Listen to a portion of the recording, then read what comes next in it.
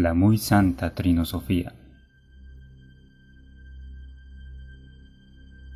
Palabras del traductor.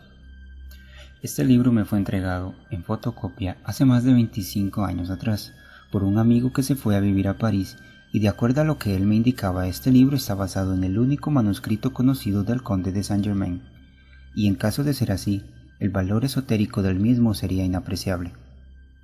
De acuerdo a lo que indican algunas de sus páginas, la Très Sainte Trinosophie actualmente se halla en la Biblioteca de Troyes en Francia, y está compuesta de 95 hojas escritas de un solo lado, con muy buena caligrafía y ortografía.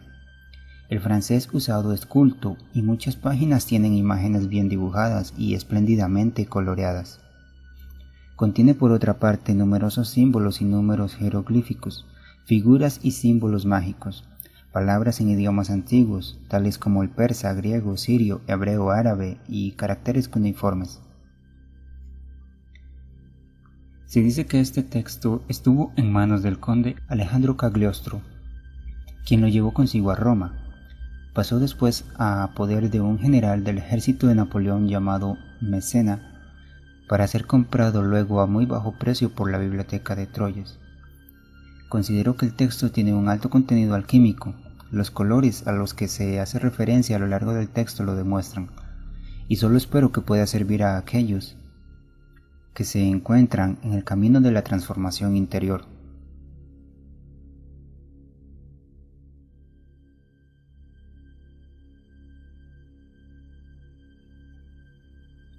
Introducción. Es en el asilo de criminales, en los calabozos de la Inquisición, en donde vuestro amigo traza estas líneas que deben servir para vuestra instrucción, imaginando las ventajas inapreciables que debe procuraros este escrito de la amistad. Siento disminuir los horrores de un cautiverio tan largo y poco merecido. Me causa placer pensar que, rodeado de guardias, cargado de fierro, un esclavo puede aún elevar a su amigo por encima de los poderosos, de los monarcas que gobiernan este lugar de exilio. Vais a penetrar, mi querido Filocal, en el santuario de las ciencias sublimes. Mi mano levantará para ti el velo impenetrable que esconde a los ojos del vulgo el tabernáculo, el santuario donde el Eterno depositó los secretos de la naturaleza, secretos que Él reserva para algunos seres privilegiados, para los elegidos que su gran poder creó para ver, para encumbrarse tras Él en la inmensidad de su gloria, y desviar sobre la especie humana uno de los rayos que brillan en torno a su trono de oro. Pueda el ejemplo de vuestro amigo ser para ti la lección saludable, y bendeciré los largos años de sufrimientos que los malvados me han hecho padecer. 2 escollos, igualmente peligrosos, se presentarán sin cesar a vuestro paso. Uno ultrajaría los derechos sagrados de cada individuo. Es el abuso del poder que Dios os hubiera confiado. El otro causaría vuestra perdición. Es la indiscreción. Ambos nacieron de una misma madre. Ambos deben su existencia al orgullo.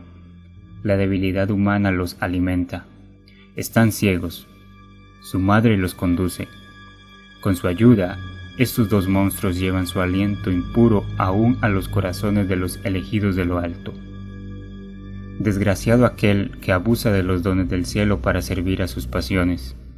La mano del Todopoderoso que somete a él los elementos lo quebraría como a un débil arbusto. Una eternidad de tormentos podría apenas expiar su crimen. Los espíritus infernales sonreirían con desdén ante el llanto del ser cuya voz amenazadora les hizo, a menudo, temblar en el seno de sus abismos de fuego. No es para ti, Filocal, que yo dibujo este cuadro aterrador. El amigo de la humanidad no se hará jamás su perseguidor. Pero la indiscreción, hijo mío, esa necesidad imperiosa de inspirar el asombro, admiración, he ahí el precipicio que temo para ti. Dios deja a los hombres la tarea de castigar al ministro imprudente que permite al ojo del profano penetrar en el santuario misterioso. Oh Filocal, que mis desgracias estén presentes sin cesar en tu espíritu. Yo también conocí la felicidad, colmado de bendiciones del cielo, rodeado de un poder tal que el entendimiento humano no puede concebirlo, rigiendo a los genios que dirigen al mundo. Dichoso en la felicidad que yo hacía nacer, yo gozaba, en el seno de una familia adorada, la felicidad que el Eterno otorga a sus hijos queridos. Un instante ha destruido todo, he hablado, y todo se ha desvanecido como una nube. Oh hijo mío, no sigas mis huellas, que un vano deseo de brillar los ojos del mundo no cause también tu perdición. Piensa en mí, que es desde este calabozo, con el cuerpo quebrado por las torturas, que tu amigo te escribe. Reflexiona, Filocal, que la mano que traza estas líneas lleva el sello, y la marca de los fierros que lo destruyen. Dios me ha castigado. Pero ¿qué es lo que he hecho a los hombres crueles que me persiguen? ¿Qué derecho tienen ellos de interrogar al ministro del Eterno? Me preguntan cuáles son las pruebas de mi misión. Mis testigos son mis prodigios, mis defensores, mis virtudes. Una vida limpia, un corazón puro. ¿Qué dije? ¿Tengo aún el derecho de quejarme? Hablé. El de muy arriba me ha dejado sin fuerza y sin poder ante los furores del ávido fanatismo. El brazo que hace tiempo podía derrotar a un ejército puede hoy apenas levantar las cadenas que lo oprimen. Divago. Debo dar gracias a la justicia eterna. El Dios vengador ha perdonado a su hijo arrepentido. Un espíritu aéreo ha atravesado los muros que me separan del mundo resplandeciente de luz. Se ha presentado ante mí y ha señalado el término de mi cautiverio. Dentro de 2 años mis desgracias terminarán. Mis verdugos al entrar en mi calabozo la encontrarán desierta. Y pronto, purificado por los 4 elementos, puro como el genio del fuego, retomaré el rango glorioso a la que la bondad divina me elevó. Pero cuán lejano aún está ese término. Cuán largos parecen 2 años a aquel que los pasa en medio de sufrimientos y humillaciones. No contentos de hacerme sufrir los suplicios más horribles, mis perseguidores han empleado para atormentarme medios muy seguros y aún más odiosos. Ellos han volcado la infamia sobre mi cabeza. Han hecho de mi nombre un objeto de oprobio. Los hijos de los hombres retroceden con terror cuando el azar les ha hecho aproximarse a los muros de mi prisión. Temen que un vapor mortal escape por la estrecha abertura que deja pasar, como una pena, un rayo de luz en mi prisión.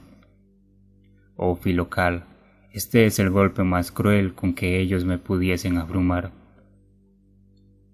Ignoro aún si podré hacerte llegar esta obra.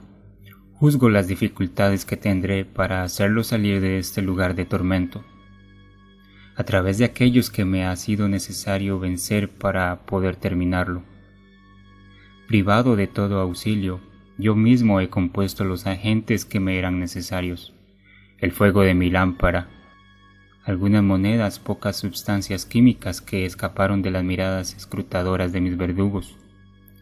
Han producido los colores que adornan el fruto de los ocios de un prisionero. Aprovecha las instrucciones de tu desgraciado amigo. Son tan claras que me asusta pensar que este escrito caiga en otras manos que no sean las tuyas. Recuerda solamente que todo debe servirte. Una línea explicada, un carácter obligatorio te impediría levantar el velo que la mano del Creador ha colocado sobre la esfinge. Adiós, Filocal, no me compadezcas, la clemencia del Eterno se iguala a su justicia. En la primera asamblea misteriosa volverás a ver a tu amigo. Te saluda en Dios, pronto daré el beso de la paz a mi hermano.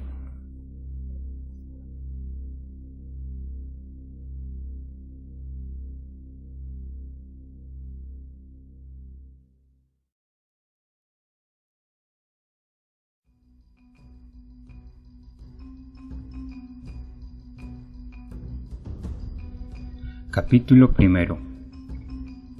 Era de noche. La luna, oculta por las nubes sombrías, no emitía más que un brillo incierto sobre los bloques de lava que rodeaban el cráter de volcán apagado. La cabeza cubierta por un velo de lino. Sosteniendo en mis manos el ramo de oro, me dirigí sin temor al lugar donde yo había recibido la orden de pasar la noche. Errando sobre una arena quemante, la sentía por momentos ablandarse bajo mis pies. Las nubes se amontonaban sobre mi cabeza. El rayo surcaba la neblina y daba un matiz sangrante a las llamas del volcán. Finalmente, llegué. Encuentro un altar de fierro. Coloco en él la rama misteriosa. Pronuncio las temidas palabras. En el mismo momento la tierra tiembla bajo mis pies. El trueno estalla. Los rugidos del Vesubio responden a sus golpes redoblados. Sus fuegos se unen a los fuegos del rayo. Los coros de los genios se elevan en los aires y hacen repetir a los ecos alabanzas del Creador. La rama consagrada que yo había colocado sobre el altar triangular se enciende. De repente, un humo espeso me rodea. Dejo de ver. Hundido en las tinieblas, creí descender a un abismo. Ignoro cuánto tiempo permanecí en esta situación, pero abriendo los ojos, buscaba vehemente los objetos que me rodeaban algunos instantes antes. El altar, el Vesubio, la campiña de Nápoles habían escapado lejos de mis ojos. Yo estaba en un amplio subterráneo, solo, alejado del mundo entero. Cerca mío había una vestidura larga, blanca. Su tejido sin mucha trama me parecía compuesto de hilo de lino. Sobre una mesa de granito estaba colocada una lámpara de cobre. Encima, una mesa negra, cargada de caracteres griegos, me indicaban el camino que debía seguir. Tomé la lámpara y, luego de haberme puesto la túnica, me dirigí por un camino estrecho cuyas paredes estaban revestidas de mármol negro. Tenía 3 millas de largo. Mis pasos repercutían de una manera aterrante bajo las cúpulas silenciosas. Finalmente encontré una puerta. Ella conducía a unas gradas. Las descendí. Luego de haber marchado por mucho tiempo, creí percibir una luz errante delante mío. Oculté mi lámpara, fijé mis ojos sobre los objetos que entreveía. Se disipó, se desvaneció, como una sombra.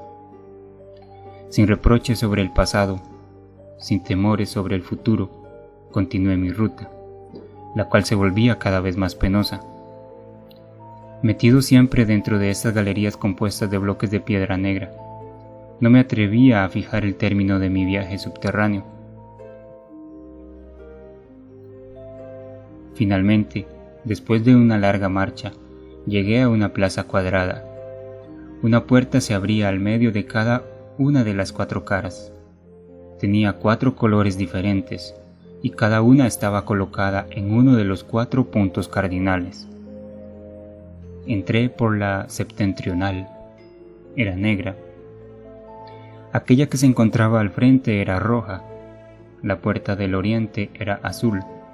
Aquella que estaba al lado opuesto era de un blanco brillante. En el centro de la sala estaba una masa cuadrada. Una estrella de cristal brillaba al medio.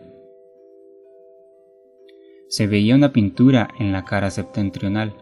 Representaba a una mujer desnuda hasta la cintura. Una tela negra le caía sobre las rodillas. 2 bandas de plata adornaban su vestido. En su mano tenía una varita, que ella colocaba sobre la frente de un hombre colocado frente a ella. Una mesa que tenía un solo pie estaba entre ellos. Sobre la mesa estaba una copa y una punta de lanza. Repentinamente una llama se elevó de la tierra. y pareció dirigirse al hombre. Una inscripción explica el motivo de la pintura. Otra me indica los motivos que yo debía emplear para salir de esta sala. Quería retirarme luego de haber estudiado el cuadro y la estrella. Iba a entrar en la puerta roja cuando, volteando sobre sus goznes con un ruido espantoso, se cerró delante mío. Quise tentar la misma suerte sobre la que estaba pintada de color cielo. Ella no se cerró, pero un ruido repentino me hizo dar vuelta la cabeza. Vi la estrella agitarse. Se desprendió de su lugar, rodó y se introdujo rápidamente por la abertura de la puerta blanca. Yo la seguí inmediatamente.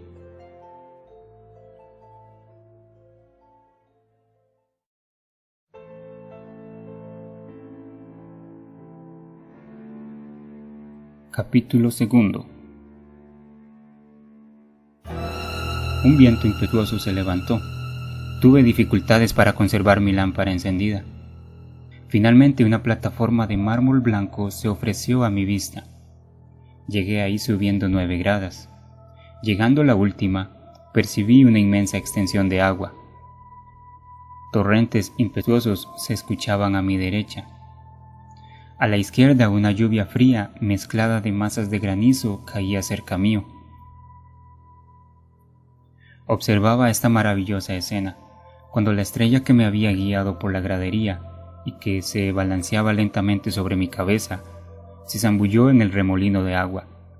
Creí leer las órdenes de lo alto y me precipité en medio de las olas. Una mano invisible cogió mi lámpara y la colocó sobre mi cabeza. Yo rompí la ola espumante y me esforcé por ganar el punto opuesto al que había partido. Finalmente, vi en el horizonte una débil claridad. Me apresuré. Estaba en medio de las aguas y el sudor cubría mi rostro. Yo me cansaba en vanos esfuerzos.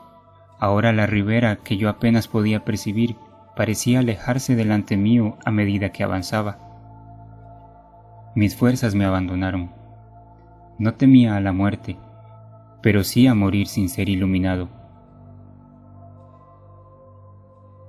Perdí valor y levantando los ojos hacia la bóveda, mis ojos bañados de llanto, grité: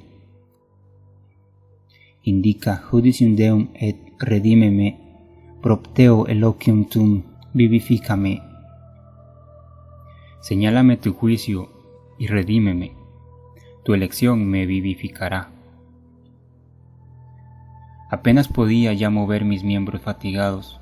Me hundía cada vez más, cuando vi cerca mío una barca. Un hombre cubierto de ricas vestimentas la conducía. Constaté que la proa estaba dirigida hacia la orilla que yo había dejado. Se aproximó.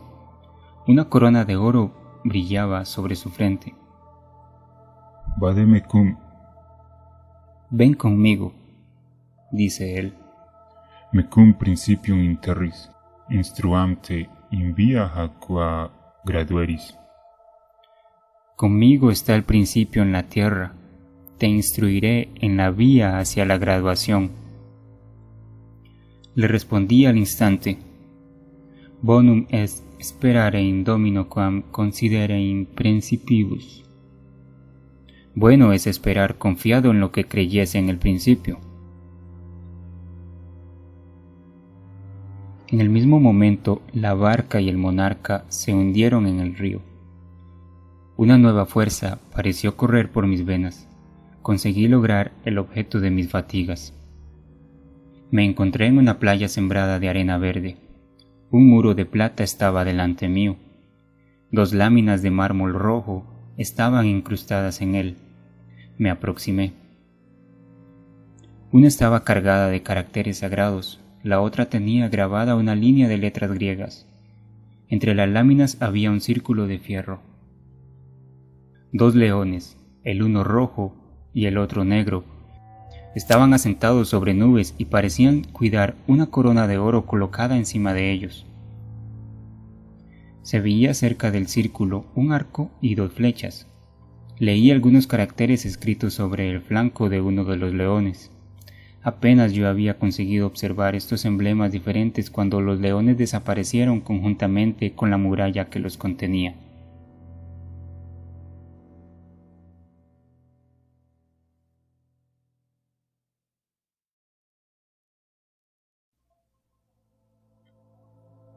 Capítulo 3. En su lugar se presentó un lago de fuego. El azufre y el betún giraban en olas encendidas. Me estremecí. Una voz retumbante me ordenó atravesar esas llamas. Obedecí y las llamas parecieron perder su actividad. Durante mucho tiempo caminé en medio del incendio.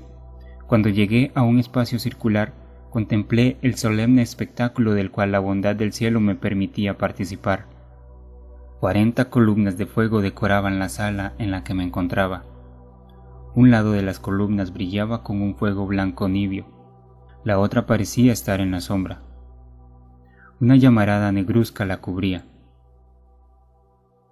En el centro de este lugar se levantaba un altar en forma de serpiente. Un oro verduzco embellecía su escama matizada, sobre la que se reflejaban las llamas que lo rodeaban. Sus ojos parecían rubíes. Una inscripción plateada estaba colocada cerca de él. Una rica espada estaba plantada en tierra cerca de la serpiente. Una copa reposaba sobre su cabeza. Escuché el coro de los espíritus celestes. Una voz me dijo: el fin de tus trabajos se aproxima. Toma la hoja de espada y golpea a la serpiente. Saqué la espada de su vaina y me aproximé al altar. Tomé la copa en una mano y con la otra di un golpe terrible sobre el cuello de la serpiente. La espada rebotó. El golpe resonó como si yo hubiera golpeado una campana de bronce. Acababa de obedecer a la voz cuando el altar desapareció. Las columnas se perdieron en la inmensidad. El sonido que se había escuchado al golpear el altar se repetía como miles de golpes que se diesen al mismo tiempo. Una mano me cogió por los cabellos y me elevó hacia la bóveda. Esta se abrió para dejarme pasar. Fantasmas vanos se presentaron delante mío. Hidras lamias me rodearon de serpientes. La visión de la espada que yo tenía en la mano alejó esta multitud inmunda, como los primeros rayos del día disipan los sueños, débiles infantes de la noche. Luego de haber subido por una línea perpendicular a través de las diferentes capas que componen los dominios del globo, yo volví a ver la luz del día.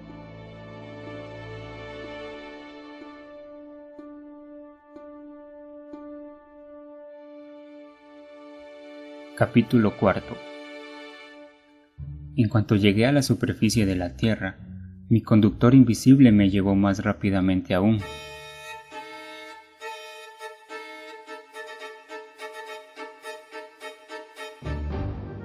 La velocidad con la cual recorríamos los espacios aéreos no puede compararse a nada más que a ella misma. En un momento perdí de vista las planicies sobre las cuales sobrevolaba. Había observado con sorpresa que yo había salido del seno de la tierra, lejos de la campiña de Nápoles. Una planicie desierta, algunas masas triangulares eran los únicos objetos que me fueron posible percibir. Pronto, a pesar de las pruebas que yo había pasado, un nuevo terror me asaltó. La tierra no me parecía más que una nube confusa. Yo había sido elevado a una altura inmensa.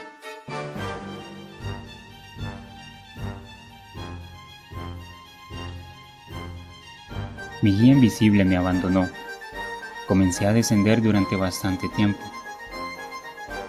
Rodaba en el espacio. Ya la tierra se desplegaba ante mis miradas turbadas. Podía calcular cuántos minutos pasarían antes de que fuese estrellado contra una roca. Enseguida, rápidamente como el pensamiento, mi conductor se precipita detrás mío. Me retoma, me levanta una vez más y me vuelve a dejar caer.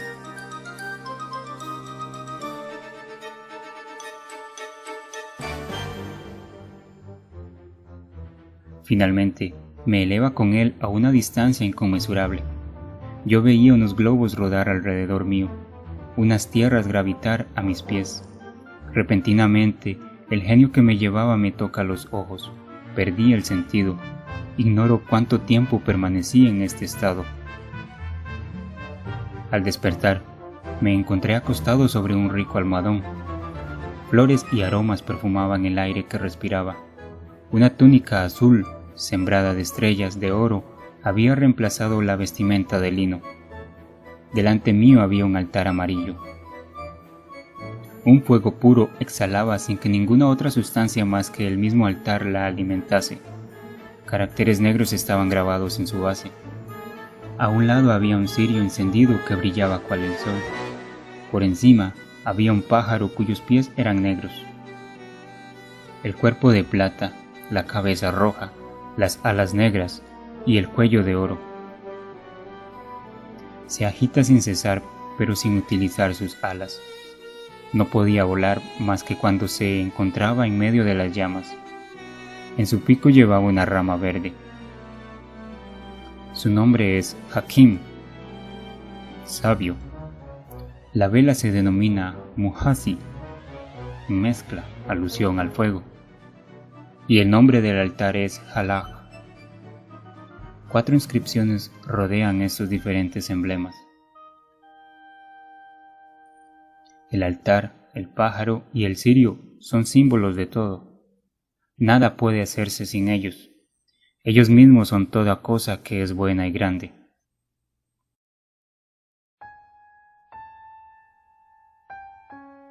Capítulo 5.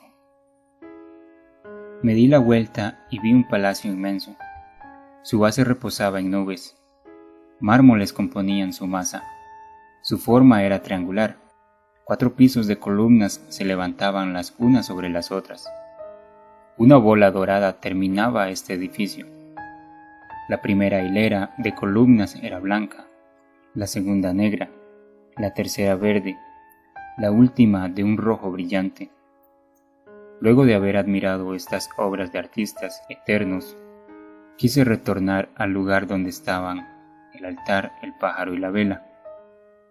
Quise mirarlos una vez más. Habían desaparecido. Yo los buscaba con los ojos cuando las puertas del palacio se abrieron. Un venerable anciano salió de ahí. Su túnica era parecida a la mía, a excepción de un sol dorado que brillaba sobre su pecho. Su mano derecha sostenía una rama verde. La otra sostenía un incenciario. Una cadena de madera estaba sujeta a su cuello. Una tiara puntiaguda como la de Zoroastro cubría su cabeza blanca. Se me aproximó. Una sonrisa de bienvenida erraba sobre sus labios. Adora a Dios, Me dijo en lengua persa. es Él quien te ha sostenido en las pruebas. Su espíritu estaba contigo. Hijo mío, tú has dejado escapar la ocasión. Tú podías en un instante coger al pájaro Hakim, la antorcha Mahusi y el altar Halaj. Tú te hubieras hecho al mismo tiempo altar, pájaro y llama. Es preciso ahora, para llegar al lugar más secreto del Palacio de las Ciencias Sublimes, que tú recorras todas sus vueltas. Ven, debo antes que nada presentarte a mis hermanos.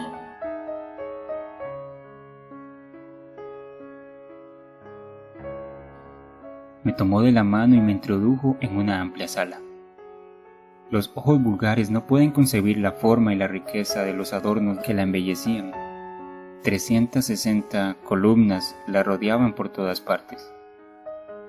En el cielo raso había una cruz roja, blanca, azul y negra.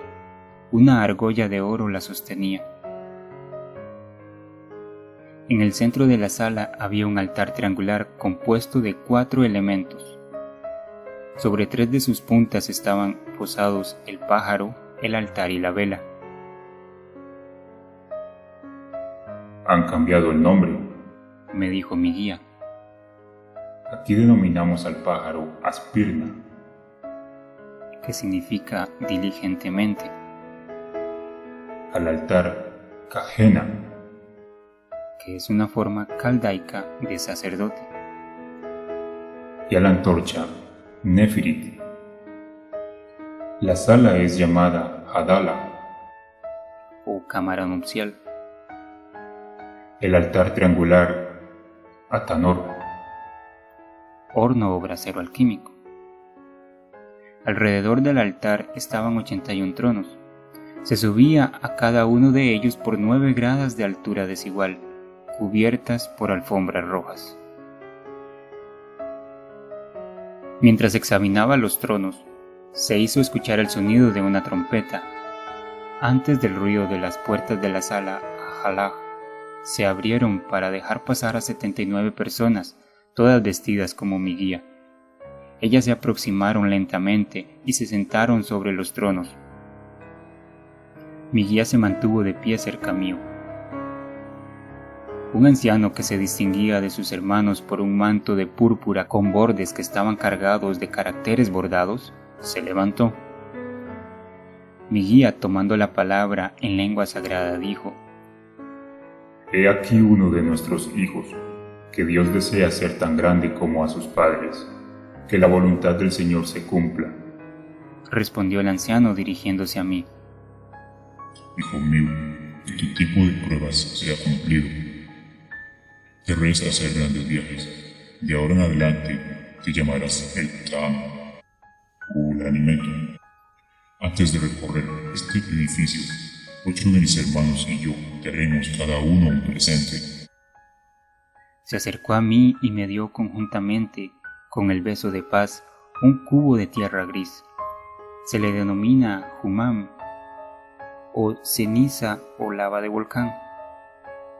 El segundo, 3 cilindros de piedra negra llamada Kenka. El tercero, un pedazo de cristal redondeado. El cuarto, un penacho de plumas denominado Ashkushak. El quinto, añadió al penacho un vaso de plata que lleva el nombre de Geshem, lluvia o cuerpo. El sexto, un racimo de uvas, conocido entre los sabios bajo el nombre de Mara Resha.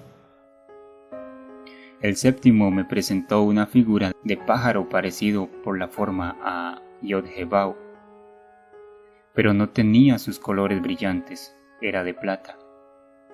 Lleva el mismo nombre, me dijo.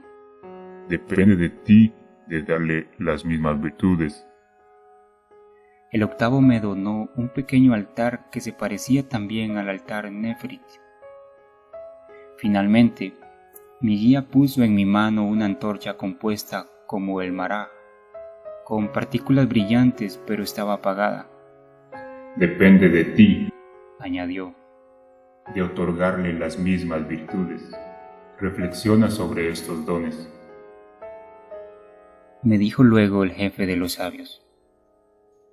Todos ellos tienden igualmente a la perfección, pero no son perfectas por sí mismas. Es de su mezcla que debe salir la obra divina.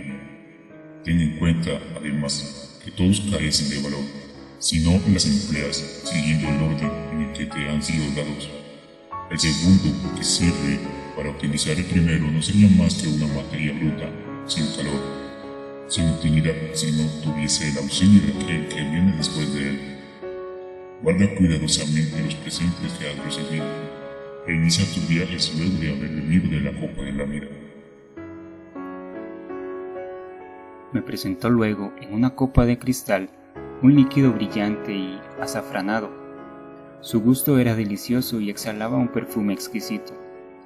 Quise devolver la copa luego de haber humedecido mis labios en el licor. Termina esa bebida, me dijo el anciano. Este brebaje será el único alimento que tú tomarás durante el periodo de tus viajes.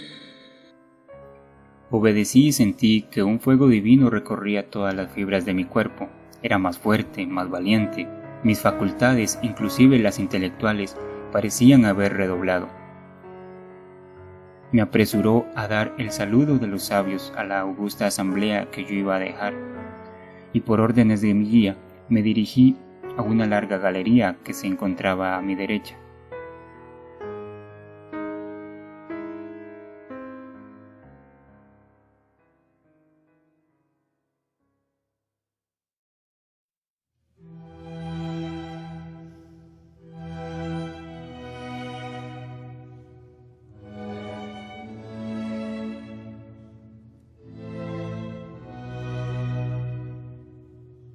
Capítulo sexto.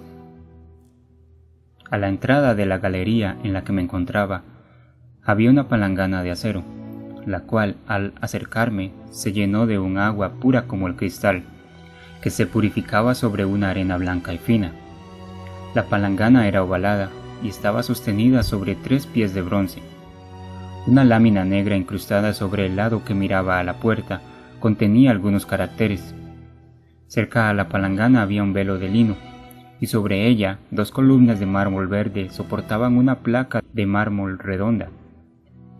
Allí se veía rodeada de 2 inscripciones, la figura del sello sagrado, formada por una cruz de 4 colores sujeta a un travesaño de oro que sostenía 2 círculos a los que rodeaban otros 2 círculos concéntricos, el más grande negro y el otro rojo. A una de las columnas estaba sujeta una hacha de plata cuyo mango era azul. Su nombre es Qualcantum o Calcanto. Después de haber leído las inscripciones, me acerqué al recipiente y me lavé en él. Habiendo comenzado por las manos, terminé por sumergirme todo entero. Permanecí allí 3 días. Al salir del agua noté que ella había perdido su transparencia. La arena se había vuelto grisácea y partículas de color herrumbre se agitaban en el fluido. Quise secarme con el velo de lino, pero nuevas gotas de agua reemplazaban sin cesar a las que se embebían en el lienzo. Renuncié a secarme con el velo y, manteniéndome a la sombra, me quedé inmóvil por 6 días completos. Al cabo de ese tiempo, la fuente de estas aguas se había secado. Me encontré seco y más liviano, aunque mis fuerzas me parecían aumentadas. Después de haberme paseado algún tiempo volví a la palangana. El agua que ella contenía se había secado. En su lugar había un licor rojizo y la arena estaba gris y metálica. Me bañé nuevamente allí, cuidando de quedarme solo algunos instantes. Al retirarme noté que había absorbido una parte del líquido. Esta vez no traté de secarme con el lienzo. El licor del que estaba impregnado, pues éste hubiera destruido la tela al instante, por ser muy fuerte y corrosivo. Fui al otro extremo de la galería para tenderme sobre un lecho de arena caliente donde pasé 7 días. Al cabo de este tiempo regresé a la palangana. El agua estaba como la encontré la primera vez. Me sumergí en ella y salí después de haberme lavado cuidadosamente. Esta vez no tuve dificultad en secarme. Finalmente, después de haberme purificado según las instrucciones que había recibido, me dispuse a salir de esa galería en la que había permanecido 16 días.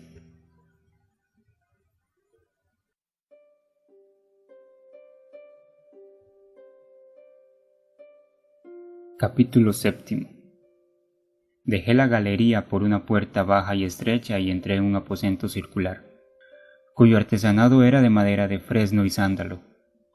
Al fondo del aposento, sobre un pedestal compuesto de cepas de vid, reposaba un montón de sal, blanca y brillante. En la parte superior había un cuadro que representaba un león blanco coronado y un racimo de uvas, ambos colocados sobre una bandeja, y el humo de un brasero encendido lo elevaba en el aire. A mi derecha y a mi izquierda se abrían 2 puertas, dando una sobre una llanura árida.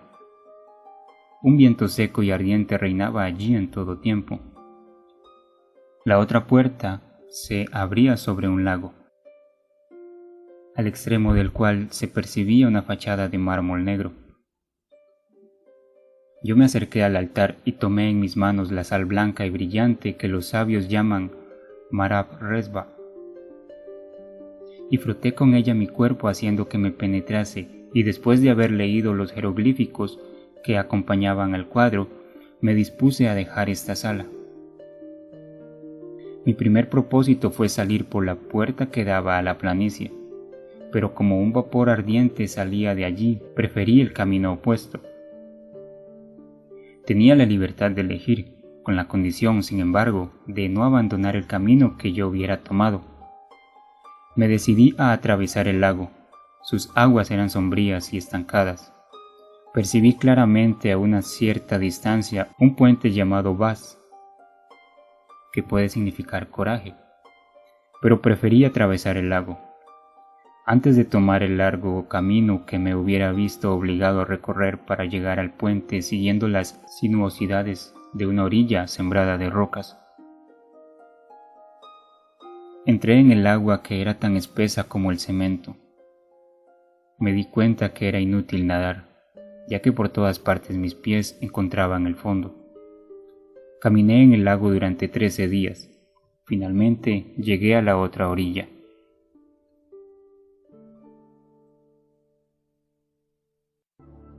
Capítulo 8.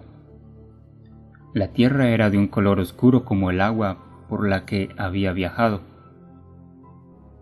Un leve declive me condujo al pie del edificio que yo había visto desde lejos. Su forma era la de un largo cuadrado, y sobre el frontis estaban grabados algunos caracteres semejantes a los que empleaban los sacerdotes de los antiguos persas.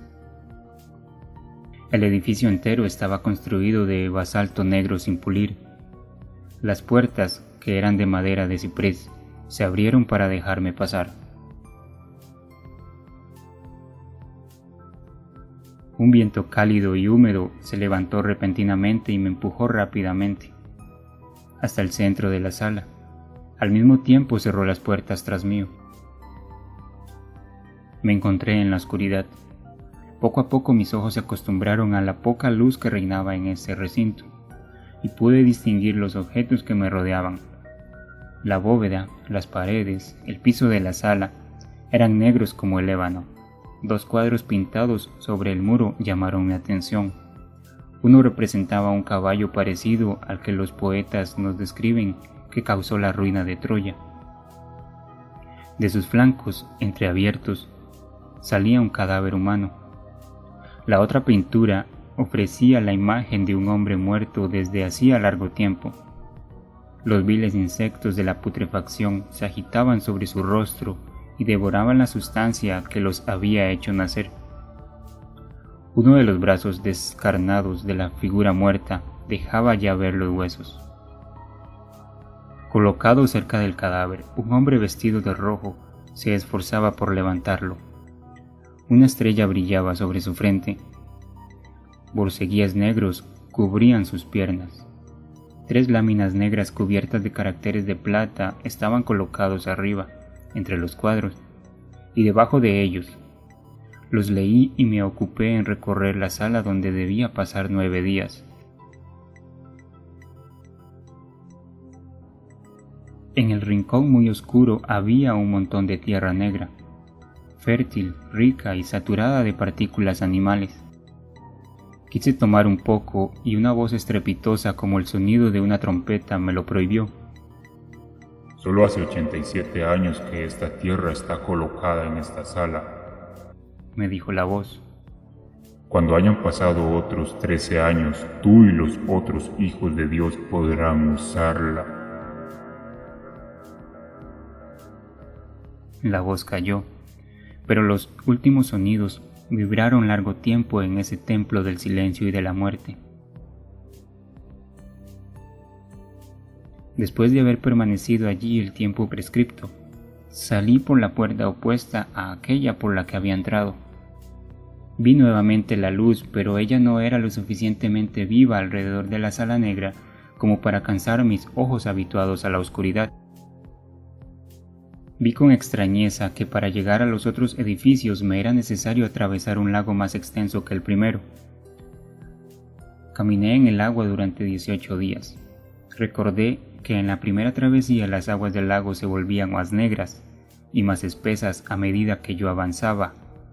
En estas, por el contrario, las aguas se aclaraban a medida que yo me aproximaba a la orilla. Mi vestidura, que en el palacio se había vuelto negro como los muros, me pareció entonces de un tinte grisáceo, y poco a poco recobró sus colores. Sin embargo, no estaba del todo azul, sino que se acercaba a un hermoso verde. Después de 18 días, subí a la orilla por una gradería de mármol blanco. La sala negra se llamaba Tzan, que en árabe significa plato o cubeta. El primer lago, San Rosh, palangana de la cabeza. El segundo lago, San Aharit, palangana de la extremidad posterior por oposición a la cabeza.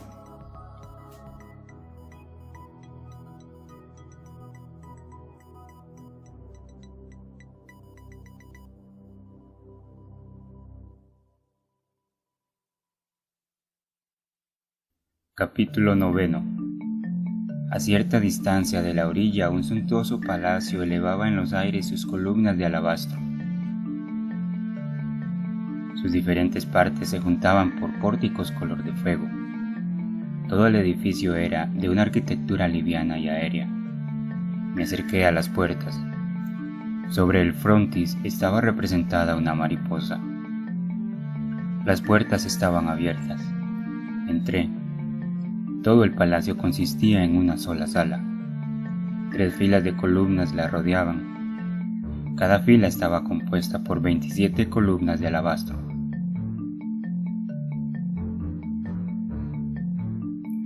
En el centro del edificio había una figura de hombre saliendo de una tumba. Su mano apoyada sobre una lanza golpeaba la piedra que antes la encerraba. Su cintura estaba ceñida por un ropaje verde en cuyo borde inferior brillaba el oro. Sobre su pecho había una tabla cuadrada sobre la que distinguí algunas letras. Una corona de oro estaba suspendida encima de la figura, y ésta parecía elevarse en los aires para asirla. Encima de la corona había una plancha de piedra amarilla sobre la que estaban grabados algunos emblemas. Los interpreté con ayuda de la inscripción que vi sobre la tumba y por la que había visto sobre el pecho del hombre.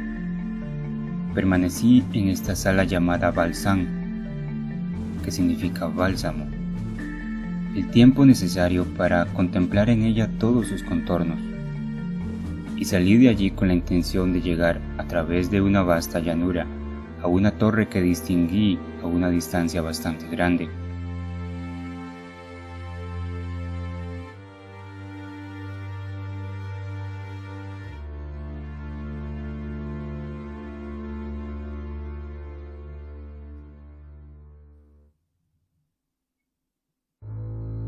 Capítulo 10.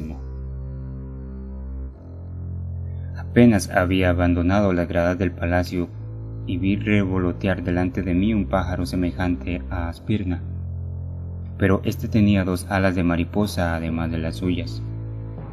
Una voz, saliendo de una nube, me ordenó que lo tomara y lo fijara. Yo me lancé tras él. Él no volaba, sino que se servía de sus alas para correr con una gran rapidez. Lo perseguí. Él huía delante de mí y me hizo recorrer varias veces la llanura en toda su extensión. Lo seguía sin detenerme. Finalmente, después de perseguirlo durante 9 días, lo obligué a entrar en la torre que había visto de lejos cuando salí de Tzan. Los muros de este edificio eran de hierro. 36 pilares del mismo metal lo sostenían. El interior era del mismo material incrustado de brillante acero. Los cimientos de la torre estaban construidos de tal manera que doblaban en altura a la parte que estaba bajo tierra. Apenas había el pájaro entrado en este recinto cuando el frío glacial pareció apoderarse de él. Hizo vanos esfuerzos para mover sus alas estremecidas. Se agitó aún, tratando de huir, pero tan débilmente que le di alcance con la mayor facilidad. Lo tomé y pasándole un clavo de acero, Maragne Hush, o amargura de bronce, a través de las alas, lo fijé al piso de la torre con la ayuda de un martillo llamado Shitraj. Apenas había terminado cuando el pájaro cobró nuevas fuerzas. No se movió más, pero sus ojos se volvieron brillantes como topacios. Lo estaba examinando cuando un grupo colocado al centro de la sala atrajo mi atención. Este representaba a un hermoso hombre en la flor de la edad. En la mano sostenía una vara que la rodeaban dos serpientes entrelazadas y se esforzaba por escapar de las manos de otro hombre grande y vigoroso, arreado de un cinturón y un casco de hierro sobre el que ondeaba un penacho rojo. Cerca de él había una espada apoyada sobre un escudo cubierto de jeroglíficos. El hombre armado tenía en sus manos una fuerte cadena con la que ataba los pies y el cuerpo del adolescente, que trataba vanamente de escapar de su terrible adversario. Dos tableros rojos contenían caracteres. Abandoné la torre y abriendo una puerta que estaba entre dos pilares, me encontré en una vasta sala.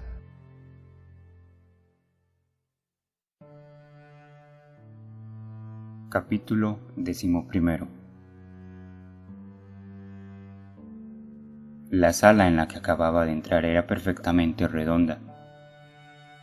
Se parecía al interior de un globo, formada de un material duro y diáfano como el cristal. Recibía luz por todas partes. La parte inferior estaba colocada sobre un vasto estanque lleno de arena roja. Un calor suave y parejo reinaba en este recinto circular. Los sabios llaman a esta sala Seliuf. El estanque de arena que la sostiene lleva el nombre de Asha Holit, o fuego de arena.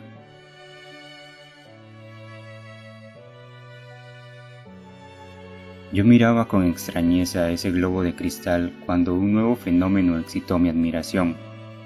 Del piso de la sala subía un vapor suave, húmedo y azafranado que me rodeó. Me levantó suavemente y en el lapso de 36 días me llevó hasta la parte superior del globo. Después de ese tiempo el vapor se debilitó. Descendí poco a poco y finalmente me volví a encontrar sobre el piso. Mi túnica había cambiado de color. Era verde cuando yo entré en la sala, ahora se había vuelto de un rojo brillante. Por un efecto contrario, la arena sobre la que reposaba el globo perdió su color rojo y gradualmente se volvió negra.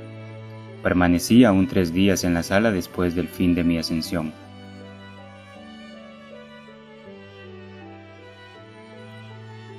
Pasado ese tiempo, salí de allí para entrar en un vasto sitio rodeado de columnas y de pórticos dorados. En el centro del lugar había un pedestal de bronce sosteniendo un grupo que representaba la imagen de un hombre grande y fuerte, cuya majestuosa cabeza estaba cubierta de un casco coronado. A través de las mallas de su armadura de oro salía una vestidura azul. En una mano sostenía una vara blanca cubierta de caracteres. La otra mano la tendía a una hermosa mujer. A su compañera no la cubría ninguna vestimenta. Un sol brillaba sobre su seno. Su mano derecha sostenía 3 globos unidos por anillos de oro. Una corona de flores rojas ceñía sus hermosos cabellos. Ella se elevaba en los aires y parecía levantar consigo al guerrero que la acompañaba. Los dos eran conducidos por nubes. Alrededor del grupo, sobre los capiteles de 4 columnas de mármol blanco, descansaban 4 estatuas de bronce. Tenían alas y parecían tocar la trompeta. Atravesé el lugar y subiendo una escalinata de mármol que se encontraba delante de mí, vi con asombro que volvía a entrar en la sala de los tronos, la primera en la que me había encontrado cuando llegué al Palacio de la Sabiduría. El altar triangular estaba siempre en el centro de esta sala, pero el pájaro, el altar y la antorcha estaban reunidos y no formaban sino un solo cuerpo. Cerca de ellos descansaba un sol de oro. La espada que yo había llevado de la sala de fuego yacía a algunos pasos de allí sobre los cojines de uno de los tronos. Tomé la espada y golpeando el sol lo reduje a polvo.